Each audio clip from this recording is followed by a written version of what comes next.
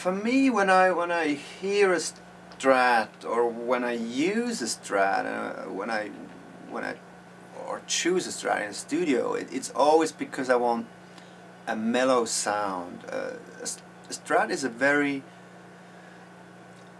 it's almost belly kind of sound. I mean, there's like Les Paul and Strat, and they're very different because the Les Paul is much more like meaty, and the Strat is so pleasant to your ears. So it's a very nice and pleasant sound, actually, the Strat. You can choose here on this switch like different sounds on a Strat, and I mean I use this one like the first one or the middle one, but yeah, it's just, you know, it's classic sounds and sounds amazing.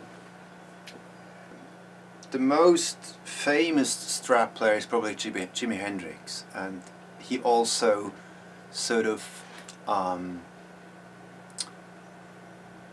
don't know, made his own sound out of a Strat, because he has had this huge Marshall rigs, and that's like a very unique and special sound for Strat, because most of the people I know play Strats through Fender amps, and that's a totally different sound. So Mark Knopfler is more the Fender guy through probably a Fender amp, I don't know, and Jimi Hendrix is more the Fender guy through a Marshall amp. But both sounds are very familiar and very famous. Why did this sound exist for such a long time as a classical sound for comping? Comping? Mm-hmm. What do you mean with comping? Glide sound. Ah, okay, yeah. I think the amazing thing about a Strat is when you use it for chords like comping or just layering stuff, it just always fits into the song very well, because it's not so MIDI. It's almost kind of hi-fi, so you don't have to cut out anything. It just you can use it as it is, and it works very well in the background. And it's not so much a solo sound, it's really more like a rhythm sound, because it doesn't cut through so well in a song. I mean, if you put a lot of distortion on it and you crank it up, of course it cuts through, but still then it's different than a Les Paul, I think. A Les Paul is always bites through, it's always there, it's in front, it's bam, and the Strat is more like, it's an easy kind of sound.